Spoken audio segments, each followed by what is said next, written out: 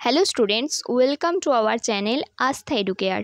আজকে আমি তোমাদের ক্লাস 7-এর সেকেন্ড সামারেটিভ এক্সামের যে সিলেবাস আছে সেটা কোশ্চেন প্যাটার্ন সহ সম্পূর্ণটা বলে দেবো, এবং তোমাদের যে 4th চ্যাপ্টার আছে দিল্লির সুলতানি, সেটা আজকে বিষয়বস্তু সহ আলোচনা করে দেবো এবং সেখান থেকে যে গুরুত্বপূর্ণ প্রশ্নগুলো আসতে পারে সেগুলোও বলে দেবো। এই গুরুত্বপূর্ণ প্রশ্নগুলো তোমরা খাতায় লিখে নেবে। চলো তাহলে দেখে নেওয়া যাক তোমাদের সেকেন্ড সামারেটিভ এক্সামের যে কোশ্চেন প্যাটার্ন আছে সেটা। তোমাদের সেকেন্ড সামারেটিভ এক্সামের প্রথমেই আছে 4th চ্যাপ্টারে আছে দিল্লির সুলতানি। দিল্লির সুলতানি থেকে তোমাদের এমসিকিউ আসবে দুটো, এসিকিউ আসবে দুটো। 2 মার্কসের আসবে একটা, 3 মার্কসের আসবে একটা, 5 মার্কসের আসবে একটা। তারপরে আছে তোমাদের মুঘল সাম্রাজ্য থেকে এমসিকিউ আসবে দুটো, এসিকিউ আসবে দুটো। 2 মার্কসের আসবে একটা, 3 মার্কসের আসবে একটা এবং 5 মার্কসের আসবে একটা। এরপরে 6th চ্যাপ্টার আছে নগর, বণিক ও বাণিজ্য। সেখান থেকে এমসিকিউ আসবে একটা, এসিকিউ আসবে একটা। 2 মার্কসের আসবে একটা, 3 মার্কসের আসবে একটা, 5 মার্কসের আসবে একটা।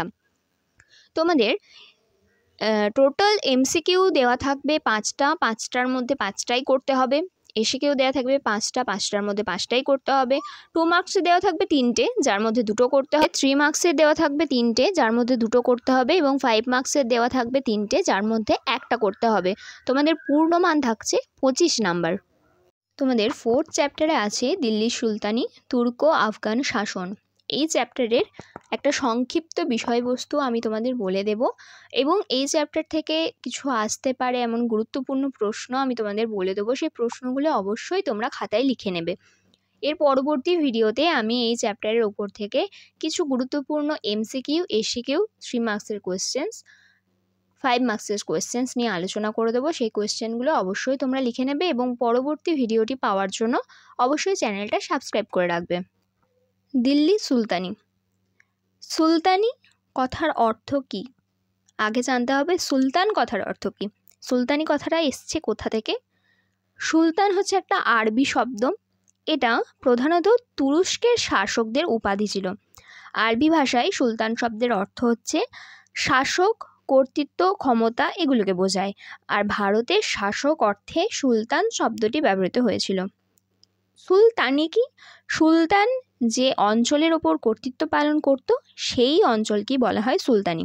আমাদের ভারতে দিল্লিকে কেন্দ্র করে সুলতানি শাসন ব্যবস্থা গড়ে ওঠায় দিল্লি সুলতানি নামে অভিহিত করা হয়। আর সুলতানের যিনি স্ত্রী হতেন তাকে বলা হতো সুলতানা। যেমন শাসকের কিছু উপাধি হয়, রাজা, সম্রাট, সেরকমই সুলতানও একটা উপাধি। ভারতে দিল্লিকে কেন্দ্র করে যেহেতু সুলতানি ব্যবস্থা গড়ে উঠেছিল, এই স্বাধীন ভারতের যে স্বাধীন দিল্লি, এর সুলতানি প্রতিষ্ঠাতা ছিলেন প্রথম কুতুবউদ্দিন আইবক। 1206 খ্রিস্টাব্দে মোহাম্মদ ঘুরির মৃত্যু হয়। তারপর ঘুরির জয় করা অঞ্চল তার 4 প্রধান অনুচরদের মধ্যে ভাগ হয়ে যায়। দিল্লি ও লাহোরের অধিকার পান কুতুবউদ্দিন আইবক, গজনির অধিকার পান তাজউদ্দিন ইয়ালদুজ, মুলতান ও উছের শাসক হন নাজিরউদ্দিন কুবাচা, এবং বাংলাদেশের শাসক হন বখতিয়ার খলজি। এই 4 জনের নাম কিন্তু খুব গুরুত্বপূর্ণ, এবং তারা কোন কোন জায়গার অধিকার পেয়েছিলেন এটাও কিন্তু খুব গুরুত্বপূর্ণ। এটা অবশ্যই তোমরা নোট করে। এরপর তোমাদের আছে খলিফা ও সুলতানের সম্পর্ক। হযরত মুহাম্মদের মৃত্যুর পর ইসলামীয় জগতের প্রধান শাসক হন খলিফা। হযরত মুহাম্মদ ছিলেন ইসলামীয় ধর্মের প্রতিষ্ঠাতা। এরপর দিল্লি সুলতানির ওপর তার অধিকার ছিল। ত্রয়োদশ শতাব্দীতে মুসলমানদের কর্তৃত্বে থাকা বিশাল অঞ্চল শাসন করা খলিফার পক্ষে অসম্ভব ছিল। সেই কারণে কি করত? সেই কারণে তার অনুমোদন নিয়ে বিভিন্ন অঞ্চলের বিভিন্ন ব্যক্তি সেই সমস্ত অঞ্চলগুলোকে শাসন করত। খলিফাকে খুব বেশি সুলতানরা না মানলেও পরে কিন্তু খলিফার অনুমোদনের প্রয়োজন হতো। আবার কখনো কোনো ব্যক্তি বহু অঞ্চল যদি জয় করে সুলতান হতে চাইতো, তখনও কিন্তু খলিফার অনুমোদনের প্রয়োজন হতো।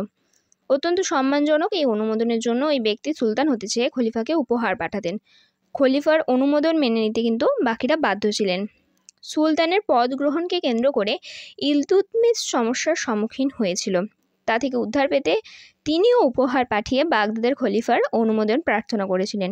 খলিফা এরপর দুরবাস ও খিলাত পাঠিয়ে দিল্লি সুলতানিতে ইলতুৎমিশের কর্তৃত্ব অনুমোদন করেন। দুরবাস ও খিলাত কি, এই জায়গাটা তোমরা নোট করে নেবে। দুরবাস হচ্ছে স্বাধীন শাসনের প্রতীকদণ্ড, আর খিলাত কি? খিলাত হচ্ছে আনুষ্ঠানিক পোশাক। আনুষ্ঠানিক পোশাক মানে ওই অনুষ্ঠানগুলোতে যে পোশাকগুলো পরা হতো, অর্থাৎ তাদের নির্দিষ্ট যে অনুষ্ঠানের যে পোশাক ছিল সেগুলোকে খিলাত বলা হতো।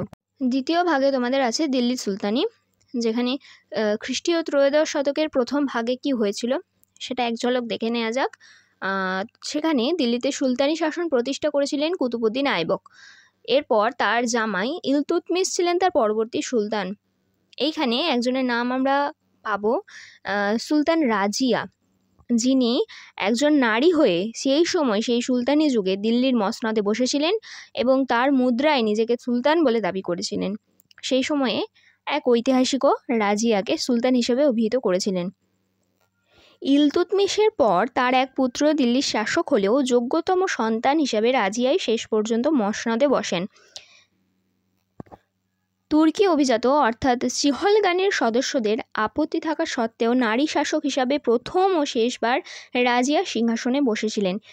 এখানে যে বললাম চিহলগানি, এই তুর্কান ই চিহলগানি বা বন্দেগানি চিহলগানি, এই পয়েন্টটা তোমরা নোট করে রাখবে, খাতায় তোমরা লিখে রাখবে এই পয়েন্টটা। আমি বলছি তুর্কানি চিহলগানি, এই কথাটার অর্থ কী? এই কথার অর্থ হচ্ছে 40 জন তুর্কি বা 40টি তুর্কি পরিবার। খ্রিস্টীয় ত্রয়োদশ শতাব্দীতে এরা খুব শক্তিশালী হয়ে উঠেছিল। আর বন্দেগানি চিহলগানি, এই কথাটার অর্থ হচ্ছে 40 জন বান্দা বা অনুগামী। এরা ছিল ইলতুৎমিশের অনুগত যোদ্ধা এবং এদের অনেকেই জাতিগতভাবে তুর্কি ছিলেন না। অনেকের মতে সংখ্যার দিক থেকেও এরা 40 জনের বেশি ছিল। তবে আলোচ্য সময়ে শাসন ব্যবস্থার প্রধান স্তম্ভ ছিল কিন্তু এরা। এদের মধ্যে থেকেই গিয়াসউদ্দিন বলবন পরবর্তীতে সুলতান হন বলে জানা যায়। সুলতানির বিস্তার ও স্থায়িত্ব দান, এখানে গিয়াসউদ্দিন বলবনের ব্যাপারে জানব। 1266 খ্রিস্টাব্দে গিয়াসউদ্দিন বলবন সুলতান হন এবং ইলতুৎমিশের বংশের অবসান ঘটে। গিয়াসউদ্দিন বলবন কঠোর হাতে দিল্লি সুলতানির অভ্যন্তরীণ বিদ্রোহ দমন করে এবং একটি শক্তিশালী কেন্দ্রীভূত শাসন প্রতিষ্ঠা করে। গঙ্গা ও যমুনা তীরবর্তী যে অঞ্চল ছিল সেখানকার বন কেটে শিকারী ও পশুপালকদের উচ্ছেদ করেন। ওই অঞ্চলের ভূমি কৃষকদের মধ্যে বিলি করে কৃষিভিত্তিক অর্থনীতি মজবুত করা হয়। এভাবেই ওই অঞ্চলের সুলতানি শাসনের ভিত মজবুত করা হয়েছিল। রাজতন্ত্রের মর্যাদা বৃদ্ধির জন্য ও অভিজাতদের থেকে সুলতানের ক্ষমতা বেশি তা প্রতিপন্ন করার জন্য রাজ দরবারে সিজদা ও পাইবস প্রথা চালু করেন। এই সিজদা এবং পাইবস প্রথা, এই জায়গাটা কিন্তু খুব গুরুত্বপূর্ণ তোমাদের জন্য। এই জায়গাটা খুব ভালো করে তোমরা একবার দেখে নেবে, এই জায়গা থেকে কিন্তু প্রশ্ন আসতে পারে। এরপর খ্রিস্টীয় চতুর্দশ এবং পঞ্চদশ শতাব্দীর ঘটনা আমরা জেনে নেব। সেই সময় খ্রিস্টীয় চতুর্দশ শতাব্দীর প্রথম 20 বছর দিল্লিতে শাসন করেছিল খলজি সুলতানরা। এরপরে শাসন করেছিল তুগলক বংশের শাসক গিয়াসউদ্দিন তুগলক। এরপর আসে মোহাম্মদ বিন তুগলক। মোহাম্মদ বিন তুগলক কে ছিলেন? গিয়াসউদ্দিন তুগলকের বড় ছেলে ছিলেন মোহাম্মদ বিন তুগলক। মোহাম্মদ বিন তুগলকের শাসনকালটি হচ্ছে 1324 থেকে 1351 খ্রিস্টাব্দ। তার শাসনকালে ইবন বতুতা উত্তর আফ্রিকার মরক্কো দেশের তানজিয়ার শহর থেকে ভারতে এসেছিলেন। ইবন বতুতার ভ্রমণ কাহিনী অল রিহলা গ্রন্থ থেকে মোহাম্মদ বিন তুগলকের সম্পর্কে আমরা আরও বেশি জানতে পারবো। ইবন বতুতার বিবরণে ভারত, এই যে জায়গাটা টুকরো কথাতে দেওয়া আছে, এটা তোমরা টেক্সট থেকে পড়ে নেবে একবার। এখানে একটা ছোট্ট ইম্পর্টেন্ট কোয়েশ্চেন আমি বলে রাখি, পাগলা রাজা কাকে বলা হতো? পাগলা রাজা বলা হতো মোহাম্মদ বিন তুগলক। কেন বলা হতো? তিনি ছিলেন একজন খামখেয়ালি শাসক, তাই তাকে পাগলা রাজা বলা হতো। এরপরে আমরা একজনের সম্পর্কে জানবো, তিনি হচ্ছেন ফিরোজ শাহ তুগলক, যার শাসনকাল ছিল 1351 থেকে 1388 খ্রিস্টাব্দ। ফিরোজ শাহ তুগলক যুদ্ধ বিগ্রহের পাশাপাশি বেশ কিছু জনকল্যাণকর কাজে উদ্যোগী হয়েছিলেন। নিজ শাসনকালে তিনি একাধিকবার যুদ্ধ করেছিলেন। তা সত্ত্বেও সুলতানি শাসনের বাইরে চলে যাওয়া অঞ্চলগুলিতে দিল্লির কর্তৃত্ব প্রতিষ্ঠায় তিনি ব্যর্থ হন, অর্থাৎ তিনি সেই অঞ্চলগুলিতে কর্তৃত্ব প্রতিষ্ঠা করতে পারেননি, যা থেকে অনুমান করা যায় সামরিক নেতা হিসাবে তিনি কিন্তু সুদক্ষ ছিলেন না। তিনি একটা সামরিক অভিযান চালিয়েছিলেন। দাস সংগ্রহ করা ছিল ফিরোজ শাহ তুগলকের সামরিক অভিযানের অন্যতম উদ্দেশ্য। এখানে 1,80,000 দাসদের জন্য তিনি পৃথক একটি দপ্তর খুলেছিলেন। বেতনের বিনিময়ে রক্ষী বাহিনী, কারখানা ও অন্যান্য দফতরের দাসরা সেখানে নিযুক্ত হতেন। এর পরবর্তীতে আমরা দেখতে পাবো যে আফগান সুলতানদের শাসনকাল। এখানে সৈয়দ ও লোদি সুলতানদের যে আমল, সেই সময় যে আফগান সুলতানদের শাসনকাল তৈরি হয়েছিল, সে জায়গাটা কিন্তু খুব ইম্পর্টেন্ট আছে।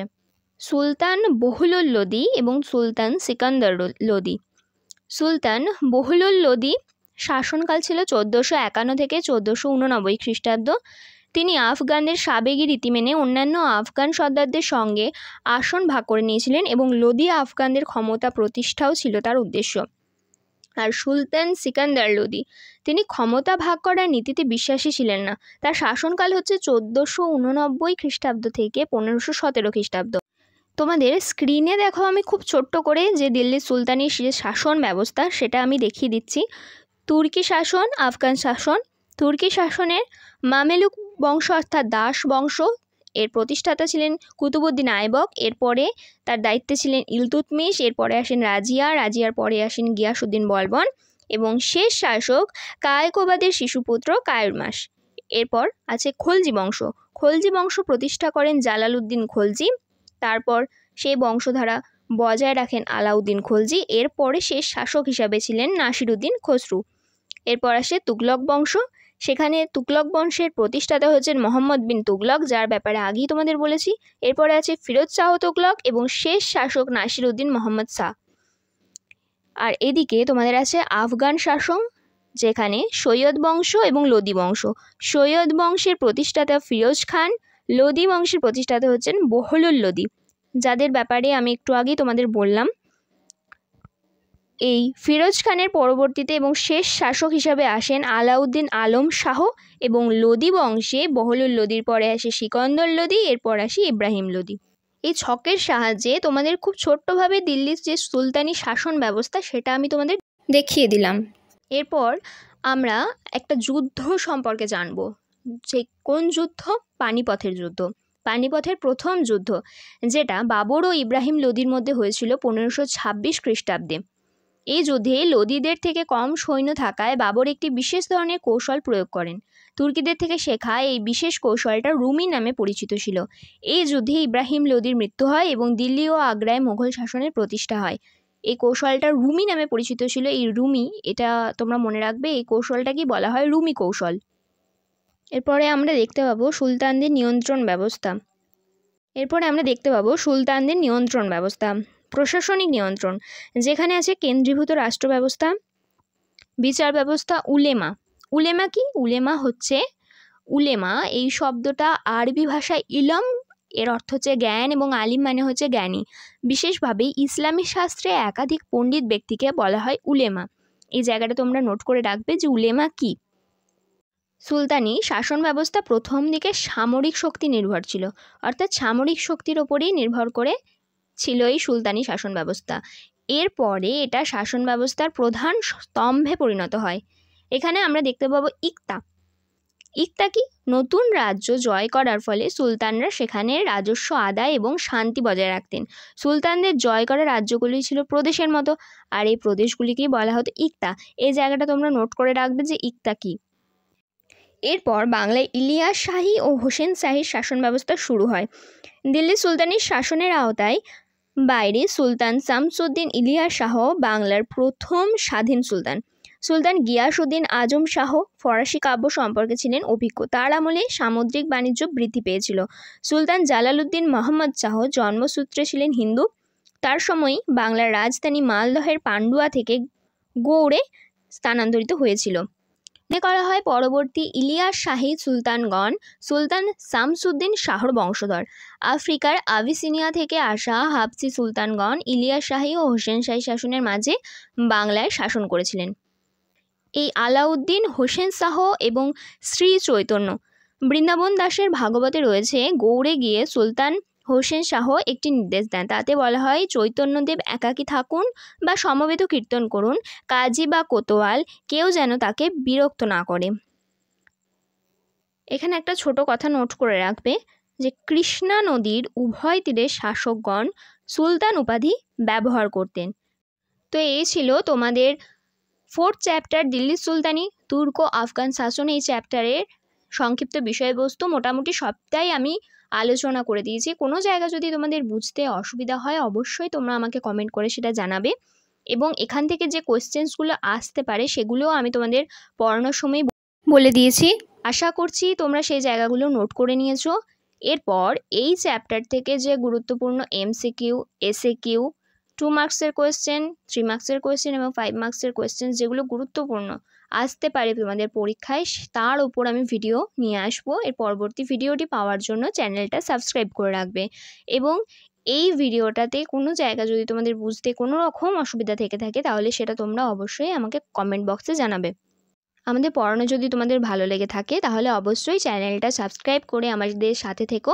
এবং তোমাদের সেকেন্ড সামারেটিভের পরবর্তী চ্যাপ্টারগুলোর ওপর যদি বিষয়ভিত্তিক আলোচনা এবং প্রশ্ন উত্তর সহ ভিডিও তোমরা যদি চাও তাহলে অবশ্যই চ্যানেলটা সাবস্ক্রাইব করে রাখবে, যাতে আমরা এই টপিকগুলোর ওপর ভিডিও দেওয়ার সাথে সাথে তোমাদের কাছে নোটিফিকেশন পৌঁছে যায়।